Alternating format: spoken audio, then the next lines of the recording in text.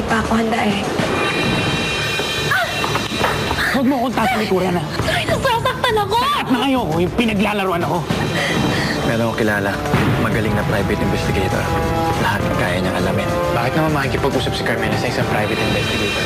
O ngayon, sabihin mo sa akin, can you still trust Carmela? Kailangan kita, Tanya, bilang higit pa sa kaibigan. Ayoko ng komplikasyon, Nilo. Umuwi ka na lang sa Maynila. Wala kang maaasahan sa akin. Ikaw naman, hayaan mo na ako magpakipot kahit konti lang. Ngayon pa lang, sobra-sobra na ang pagpapahalaga ko para siya. Ngayon lang hindi mo maligtas ang sikmura ko sa paglapit mo sa akin. Alam ko kasing malapit ng pagbagsak mo. Konti na lang. Matatapos na to.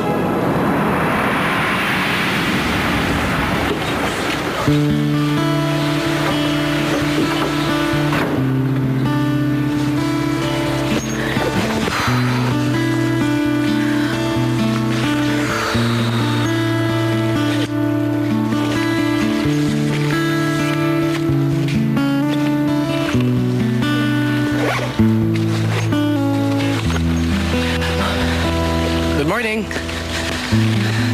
Nakalis ka? Aga pa. Madala ako mga halaman para sa inyo.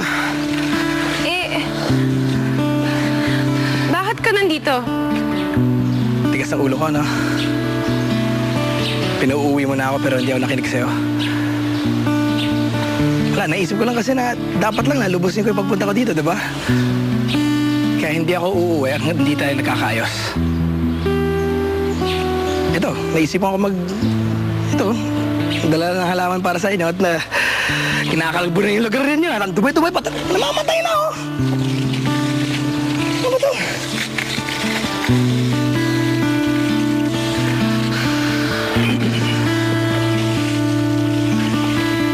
Oh, Nilo, Mang George, alam ba yung ginagawa mong yan? Maliligti ka sa akin pag namatay yung mga halaman ko, ha? sir, kain-kaya ko po ito. Tinuruan po ako ni siyang mag-alaga ng halaman kaya walang problema. Ah, ganun ba? Eh, damay mo na rin sa likod, eh. Walang katanim-tanim doon. Taniman mo na rin doon. Tayo naman. Walang problema po. Gustong maglingkod sa atin, eh. Malaking kabawasan sa trabaho yan. Ay. Di ba may lakad ka? Late ka na. Alis na. Alis na, alis na. Mo? Ay, Sige, alis na. Dito na eh.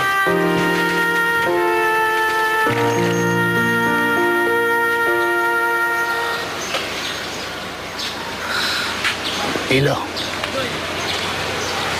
Galingan mo yan, ha? Dahil pag hindi, bokeh ka doon. Wala kang score. Okay?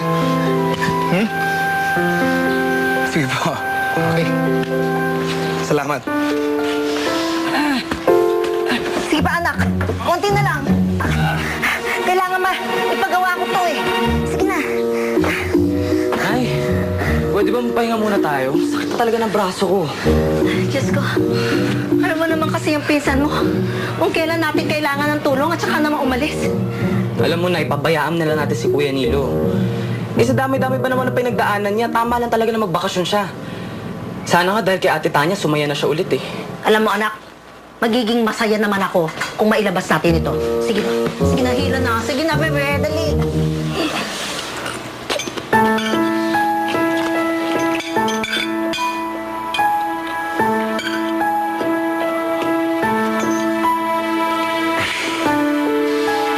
Sige, kain ka lang ng kain. Hanggang kailan mo balak kong magtagal dito sa probinsya? At saan ka rin tutulog? Sa estasyon bus po. Meron kami balik dyan, oh. Gusto mo, ilatag mo dito yan. Tapos dyan ka na. Tay!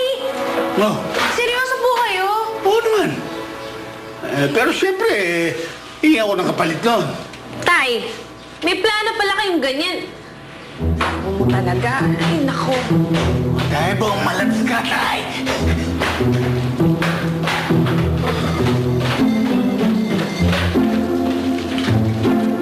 Eto ha. Ayaw mo na to. Yan yung anak kong Malditina.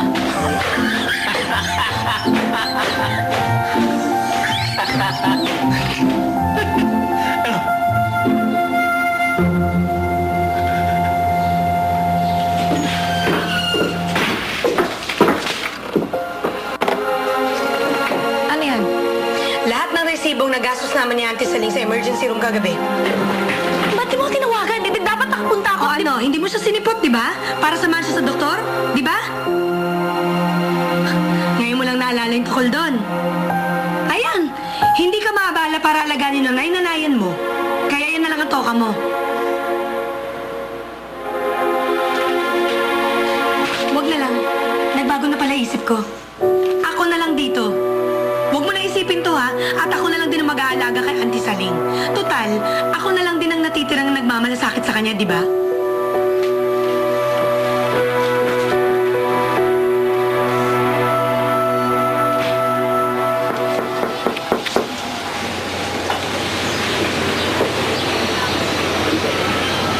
Nay. Oh. Ano naman yan? Hiyang-hiya po talaga ako sa inyo eh. Nakalimutan ko po talaga. Wala naman may gustong mangyari ito. Tsaka isa pa kita mo naman. Maayos naman ako kahit papano.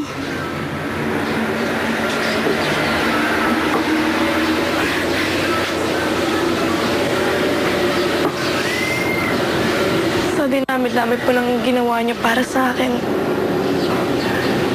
Ito po yung sinukuli ko sa inyo. Ang dami ko lang po kasing gustong gawin at ayusin. Hindi nagtagalhin po yung mas naging mahalaga sa akin. Nakalimutan ko po na dapat pala pamilya ang dapat kong unahin. Napapatawad niyo pa po ba ako?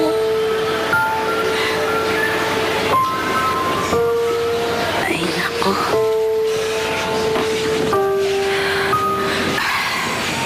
Ang magulang, kahit kailan hindi matitiis ang anak. Kahit na hindi tayo magkadugo, anak pa rin ang turing ko sa'yo.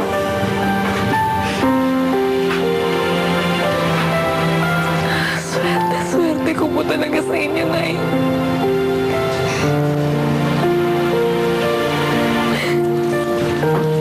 Pangako po, hindi na po talaga ito mauulit. Sa oras na kakailanganin niyo ko, ubot na po talaga ako.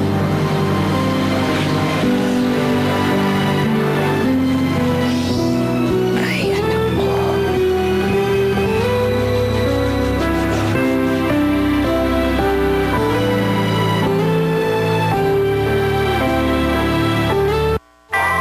Sikat na si Kim, baka nagpa-hair spa.